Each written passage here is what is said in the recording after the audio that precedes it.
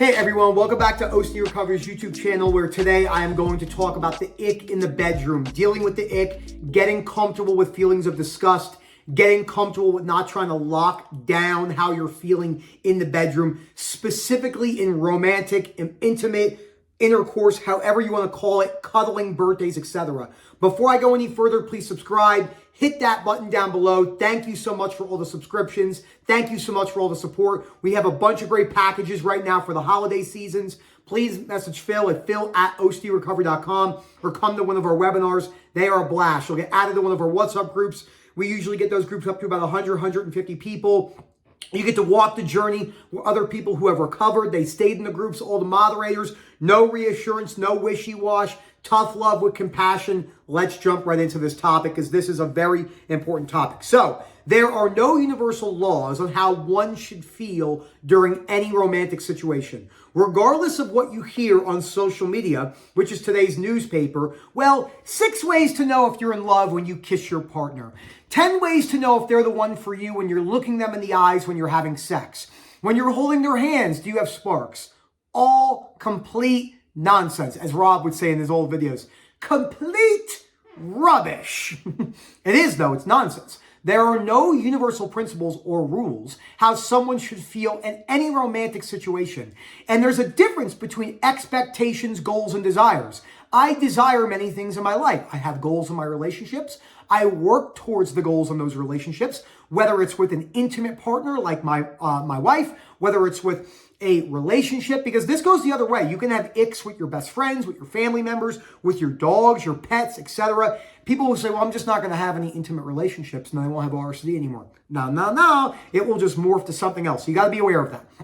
So, those expectations that you're looking to nail down, you're analyzing in your mind, you're trying to be like Sherlock Holmes, solving the problem of the ick. What is happening? That is holding you back. You have to get comfortable with the loss of connection, have to get comfortable with the ick sensations as you take the risk going towards it. Or what happens for most people, which is understandable, they are usually single forever, nothing inherently wrong with that, and they're bouncing around in the ping pong theory method, indecision, back and forth, like Pac-Man.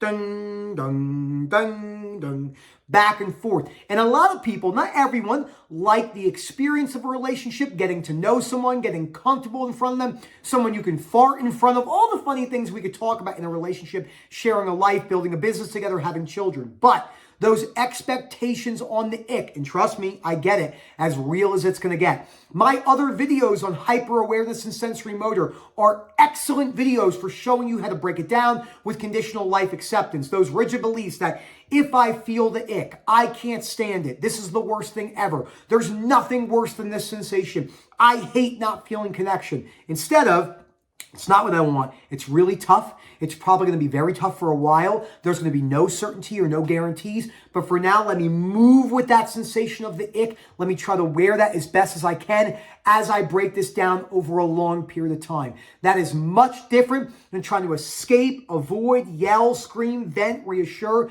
You're going to have to get comfortable with that sensation. And by the way, the term ick in of itself is quite problematic with the younger generations, 30 and under, primarily 25 and under. I never look at anything like that.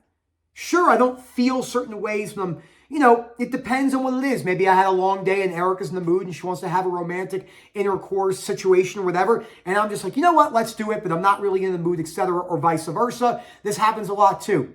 Maybe you'd be with your partner, guy to a girl in this situation, and the girl's like, hey, look, I really want to help you. I know you're stressed today. Let's go upstairs to the bedroom, but I'm not really in the mood, just so you know, I might not orgasm, etc. These are the realities of sex. It's about speaking about this in an adult, mature fashion. When you're having sex with someone, if you believe that that person has to have non-ick sensations or any sort of discomfort or disconnection, you're going to be in a big, big, big trouble in either direction, because those expectations that you're putting on the situation are what's holding you back. So you're going to have to lean into that from a practical scenario. You're going to have to get comfortable with the ick. You're going to have to go towards it, because look at the other side of the coin. Look at where trying to avoid that ick has gotten you. So go towards that. Do not avoid it. It's so important. Break down your beliefs. I always have the hidden under a couple books, or I would take it out right now. Remember, goal. Page 70, 72 in the English version, chapter 10 if you have a different language. And that is, my goal is to get comfortable with the ick, to find the other better qualities in my relationship, to try to make the best of it. All the other past experiences I've had, bouncing around in the Pac-Man ping pong theory, going back and forth, hasn't really worked for me. So let me try to stick this one out for 6 to 12 months. Worst thing that happens, I lose another 12 months of dating. It's not the end of the world unless you think it's the end of the world with your original belief systems. So going towards that, dropping the term the ick to, try not using that term, moving forward with it. Yes, it's uncomfortable. Yes, it's not what you want, but it's not the end of the world. There are plenty of times where I'm in a rush, Erica's leaving, I give her a kiss, love you, and I feel nothing. Zero. No sparks, no major attraction. It's a good skill to have. Remember, your expectations on how you should or should not feel is what you want to break down. Practically allowing all of that to be there as you're not trying to break it down. The loss of connection, the ick itself, the sensation of the ick is the automatic response from the rigid belief. As always, thank you again. Phil at OCDrecovery.com. Hope to hear from you soon. And as always, enjoy the rest of your day.